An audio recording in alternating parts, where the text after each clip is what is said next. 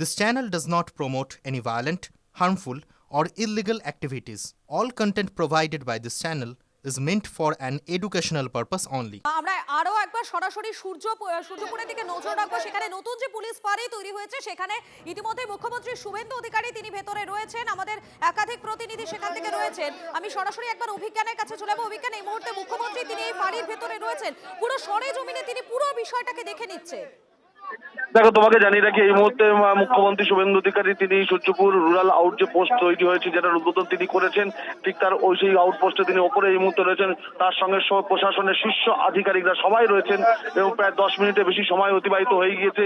মুখ্যমন্ত্রী সেখানেই রয়েছেন, প্রয়োজনীয় নির্দেশ তিনি সেখানে আধিকারিকদের সঙ্গে কথা বলছেন এবং তদন্তের গতি প্রকৃতি সম্পর্কে জানার চেষ্টা করছেন। এই মুহূর্তে সংবাদ মাধ্যম নিচ্ছে তারা অপেক্ষায় রয়েছেন মুখ্যমন্ত্রীর জন্য। আর প্রচুর সংখ্যক দলীয় কর্মী সমর্থক তারাও কিন্তু জড়ো হয়েছেন সূর্যপুরে আউটপোস্টের ঠিক উল্টো দিকে। তোমাকে জানিয়ে রাখি যে এই আউটপোস্টের দাবি কিন্তু দীর্ঘদিনের এলাকা মানুষের ছিল, কেননা এখান থেকে বারুইপুর যেতে প্রায় 8 থেকে 10 কিলোমিটার যেতে হয় এবং ঘটনার দিন পুলিশ কর্মীদেরকে আসতে যেখানে যথেষ্ট সময় লেগে গিয়েছিল, ততক্ষণে কিন্তু রণক্ষেত্রের চেহারা নিয়ে নিয়েছিল এবং সেই সময় পরিস্থিতি কিন্তু রীতিমতো হাতে বাইরে চলে যায়। প্রকাশ্যে রীতিমতো একজনকে পিটিয়ে খুন করা হয়েছিল। মনে করা হচ্ছে যে এই মুহূর্তে শুভেন্দু অধিকারী মুখ্যমন্ত্রী তিনি নিচে নামছেন ওপর থেকে এবং আউটপোস্টের বাইরে ওপর থেকে যে সমস্ত নজর রাখবো, তিনি যে কোনো মুহূর্তে সূর্যপুরে যে নতুন পুলিশ ফাঁড়ি সেখান থেকে বেরিয়ে আসবেন মুখ্যমন্ত্রী শুভেন্দু অধিকারী। সেই ছবিও আমরা সরাসরি আপনাদেরকে দেখাবো, সরাসরি নজর রাখবো সেই ছবির দিকে। মুখ্যমন্ত্রী শুভেন্দু অধিকারী নতুন পুলিশ ফাঁড়ি উদ্বোধনের পর সেখানে তিনি দীর্ঘ সময় ছিলেন, পুরো বিষয়টা কিন্তু তিনি খতিয়ে দেখেছেন, সরেজমিনে নিজে তিনি খতিয়ে দেখেছেন। দেখার পর সেখান থেকে তিনি বেরোচ্ছেন এবং দেখার বিষয় এবারে তিনি কোনো বক্তব্য রাখেন কিনা, কেননা কথা মতো সেখানে পুলিশ ফাঁড়ি। দেখুন মুখ্যমন্ত্রী বেরিয়ে এলেন, সেই ছবি।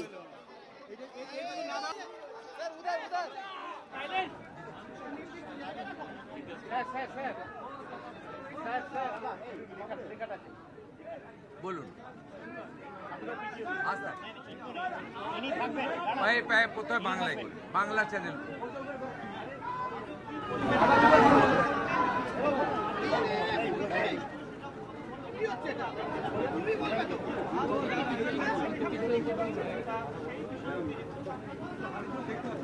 দেখুন, প্রথমে এই একরত্তি বাচ্চা মেয়েটিকে যেভাবে নৃশংসভাবে শারীরিক নির্যাতন করে নৃশংস অমানবিক খুন করা হয়েছে,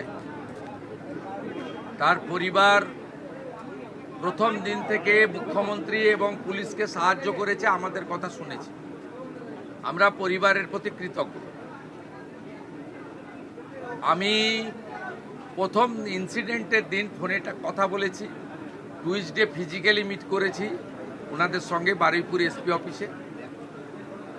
স্পেসিফিক 4 জনের নামে ওরা অভিযোগ দিয়েছিলেন।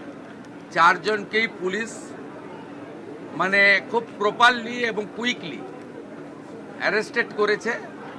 তারা পালিয়েও গেছিল অনেক দূরে দূরে, বসিরহাটে বাংলাদেশ বর্ডার পর্যন্ত চলে গেছিল।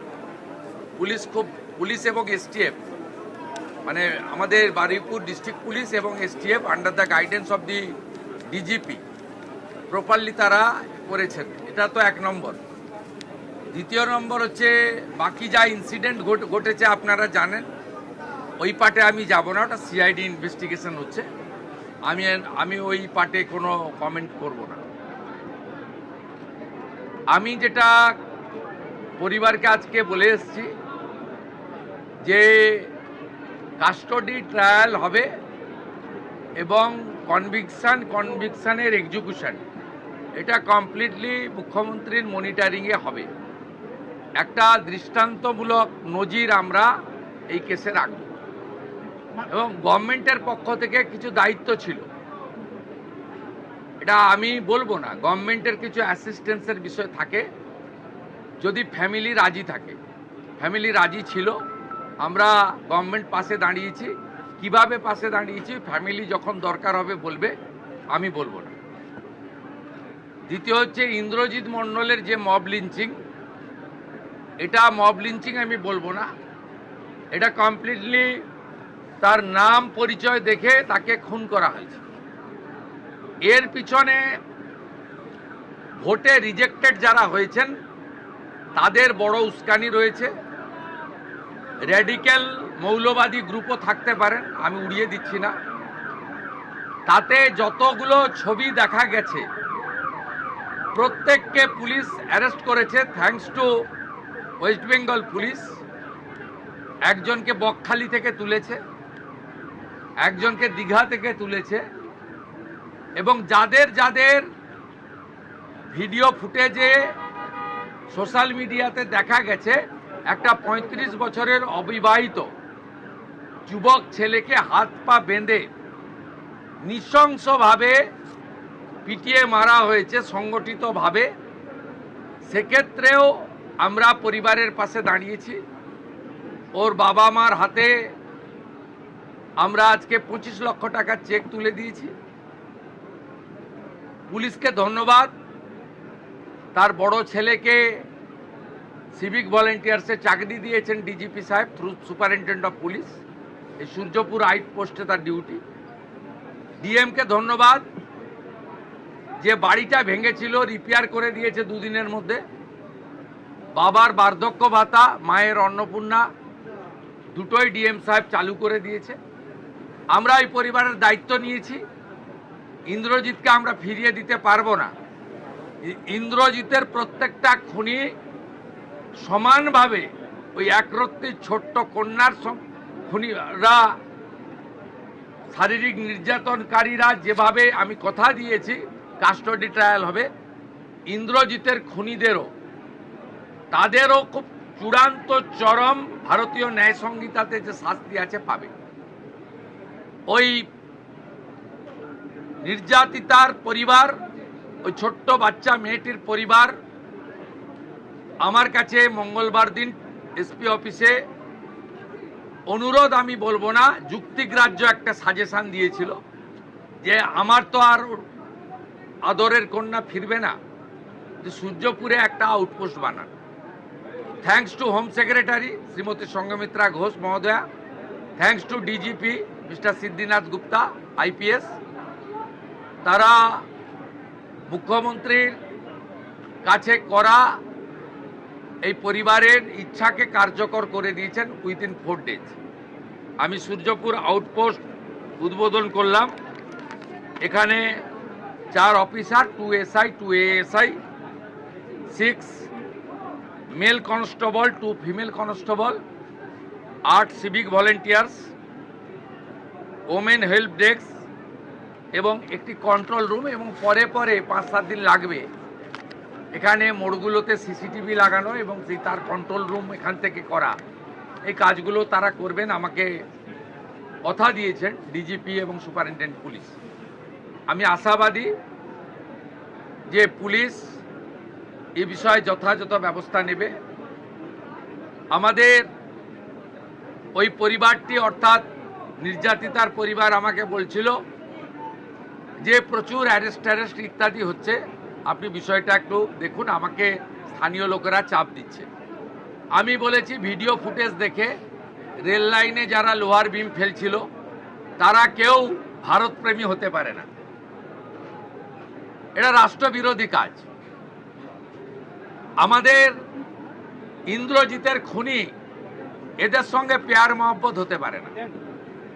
বাকি যদি কোনো নিরীহ লোক, অ্যাগ্রিভ লোক অ্যাজিটেশন করেছে, অ্যাজিটেশনকে আমরা ওয়েলকাম করি, কারণ এটাতেও কারোর ক্ষোভ দেখানোর ডেমোক্রেটিক ওয়েতে দরকার রয়েছে। আমি আইজি সাহেব কঙ্কর বারুইকে বিশেষ দায়িত্ব দিয়েছি যাতে কোনো নিরীহ লোকের উপরে কোনো রকম পুলিশি অত্যাচার টর্চার না হয়। যদি ভিড়ের মধ্যে ধরেও ফেলেন, তাদের যা সিস্টেম আছে এটা আমার ইন্টারফেয়ার করা উচিত নয়। আমি শুধু সাজেস্ট করেছি অ্যাজ এ হোম মিনিস্টার, যদি কোনো ইনোসেন্ট ফেসে থাকে তারা দেখবেন, আইজি সাহেব বিশেষভাবে দেখবেন। আর এখানে অনেক ভয়ে দোকান টোকান বন্ধ করে দিয়েছিলেন, এসপি মাইকিং করবেন, মাইকিং করার পরে সব নর্মাল করে দিন, ভয় পাওয়ার কোনো কারণ নেই। খুনিরা, ধর্ষকরা, রেল লাইন যারা ভাঙতে গেছিলেন তারা ভয়ে থাকুক, ভয় পাওয়াটা স্বাভাবিক, তাদের শিক্ষা দেওয়াটাও আমাদের কাজ আইনি পথে। বাকিদের ভয় পাওয়ার কোনো কারণ নেই। আমি বলে গেলাম আমাদের এই এলাকায় নজরদারি চলবে, 2টো বাড়িতে হাউস গার্ড থাকবে এবং আমরা আস্তে আস্তে আস্তে আস্তে আশা করব সবটা নর্মাল হয়ে যাবে এবং এই ঘটনা থেকে শিক্ষা নিয়ে এই রাজ্যে এই ধরনের কোনো কাজ যাতে না হয় দেখবেন। আমি আপনাদের মাধ্যমে গোটা রাজ্যের মানুষকে একটা আপিল করব, কার্য আর কারণ আছে। যে কার্য হয়েছে হিনিয়াস ক্রাইম, এর পিছনে আমি মনে করেছি বেআইনি মদের ঠেক, বেআইনি গাঁজা, চরস, মাদক, এটা একটা বড় কারণ। আপনারা পুলিশকে ইনফর্ম করুন, গোটা রাজ্য জুড়ে ডিজিপিকে বলবো আগামী 2 সপ্তাহ স্পেশাল ড্রাইভ দিন। ব্যাটালিয়ানে থাকা লোকজন, আমাদের যেখানে পুলিশরা ডাইরেক্ট কাজে নেই, নর্মাল থানা ওয়ার্ক অনেক বেশি থাকে, তাদেরকে বিশেষ অভিযানে লাগান। সিওদেরকেও এক একটা জেলা দিন। কমপ্লিটলি গোটা রাজ্যে যত বেআইনি মদের ঠেক, যত গাঁজা, চরস, বর্ডারে তো ধরছেন আপনারা, বেঙ্গল এসটিএফ তো rail station, bus stand recce করে ধরছে, প্রতিদিনই ধরছে।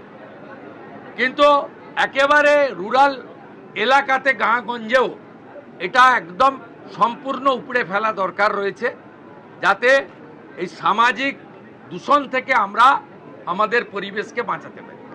सर, आज आप 2 विक्टिम के फैमिली के साथ मिले और जो पूरी घटना, इसके पीछे क्या कोई एंटी नेशनल एक्टिविटी हो सकता है? अभी तक इन्वेस्टिगेशन में क्या? देखिए, कुछ कुछ पॉलिटिकली रिजेक्टेड आदमी का तो इंस्टिगेशन है, रेडिकल फोर्स भी रह सकता है या कुछ अल्ट्रा लेफ्ट भी रह सकता है। ये पुलिस इन्वेस्टिगेशन कर रहा है। हम लोग जो सामने किया उनको तो उठा रहा हूं, पीछे से जो लोग मोबाइल फोन में भड़काने का काम किया है, मैसेज करके भड़काने का काम किया है, पुलिस जब कोशिश कर रहा था भाई शांत रहिए, कार्रवाई होगा, तब जो भड़काने का यहाँ किया तो दूसरे एरिया में किया। सेंट्रल पैरामिलिट्री फोर्स के ऊपर पत्थरबाजी किया, कॉमन पुलिस कांस्टेबल के ऊपर, लेडीज कांस्टेबल के ऊपर आक्रमण हुआ, रेल मार्ग पर इतना बड़ा बड़ा स्टील का बीम वो रेल लाइन के ऊपर देकर यहाँ बड़ा हादसा करने का साजिश था। इंद्रजीत मंडल का, उनका आइडेंटिटी करके, उनका नाम पता सब आइडेंटिटी करके उनको जिस तरीके से ब्रूटल किलिंग किया गया है, इसका पीछे कुछ कुछ लोग जो इस सरकार आने का बाद बंगाल को डिस्टर्ब करना चाहता है, जो प्रगति विकास की मार्ग पर मोदी जी का नेतृत्व में सरकार आगे बढ़ रहा है, उसको डीरेल करने का कोशिश करने का मकसद है। वो लोग को तो इन्वॉल्व है, पुलिस इन्वेस्टिगेट कर रहा है। पीछे से जो लोग भड़काने का काम किया, वो जिस पार्टी का हो सकता है, उसको भी सबक सिखाने का काम विद इन बीएनएस के अंदर पुलिस करेगा। ये मेरा फुल डायरेक्शन है पुलिस का। पुलिस को इस बारे में पूरा छूट दिया गया है, जो फाइंडिंग्स पुलिस को मिलेगा वो पुलिस के अंदर काम करेगा। यहाँ बहुत senior police officer, ADG, IG, DIG सब लोग हैं। दूसरा डिस्ट्रिक्ट से एसपी लेवल का पुलिस ऑफिसर भी है। They are very competent enough under the able leadership of the DGP. मेरा पूरा कॉन्फिडेंस है ये लोग अच्छा करेगा। एक मैसेज जाएगा, इस तरीके से कार्रवाई आने वाला दिन में कोई नहीं करेगा। कामदुनी जो है उसका नोटिफिकेशन हुआ है, इसके बारे में थोड़ा सा। हाँ, ये हमारी सुप्रीम कोर्ट का रिटायर्ड जस्टिस रंजना देसाई का कमेटी हो गया है। कमेटी काम शुरू करेगा, आज तुरंत आ जाएगा। दूसरा, प्रदेश में यूसीसी लागू हो गया है। ये एक ही देश है, एक ही कानून रहेगा, 2 कानून नहीं रहेगा। ये मान के चलिए, क्लियर, क्रिस्टल क्लियर है। কামদুনির ক্ষেত্রেও কি একই চিত্র দেখতে পারবো, যেরকম দৃষ্টান্তমূলক? কানদুনি কেসে বারাসাত কোর্টে ওদের লাইফ সেন্টেন্স হয়েছিল, তারপরে হাইকোর্টে 16টা পিপি চেঞ্জ করে যেভাবেই হোক প্রপার মনিটরিং এর জন্য হয়নি। কানদুনির ভিকটিম পরিবার সুপ্রিম কোর্টে গেছিল। আমরা সুপ্রিম কোর্টে কামদুনির ভিকটির পরিবারকে সরকারি লয়ার দিয়ে সাপোর্ট দেব। এবারে বিষয়টা সুপ্রিম কোর্টের হাতে, কারণ আমরা কোর্টের ম্যাটারে আমি কিছু বলতে পারি না, কিন্তু আমি কমিট করছি বারাসাত কোর্ট যে জাজমেন্ট দিয়েছিল, হাইকোর্ট সেই জাজমেন্টকে ভয়েড করেছিল, বাতিল করেছিল, তার এগেনস্টে অ্যাগ্রিভড লোকেরা বাদী সুপ্রিম কোর্টে গেছে। সুপ্রিম কোর্টে এতদিন রাজ্য সরকার অপোজ করছিল, রাজ্য সরকারের পক্ষ থেকে সুপ্রিম কোর্টে অপোজ করা হবে না। আমি যেমন home minister, law judicial minister also, I will convey my message to আমাদের স্ট্যান্ডিং কাউন্সিল যারা আছে তাদেরকে আমি কনভে করব। আপনি রেস্ট অ্যাসিওর থাকুন, এসব ক্ষেত্রে পশ্চিমবঙ্গ সরকার কোনো ত্রুটি রাখবে না। ছোট ঘটনাও বলবে না, লাভ অ্যাফার্সও বলবে না, মহিলাটা অন্তঃসত্ত্বাও বলবে না, 10 লক্ষ তো দেওয়া যেতেই পারে, এই ধরনের কথা এই সরকার বলবে না, এটা রেস্ট অ্যাসিওর থাকবে।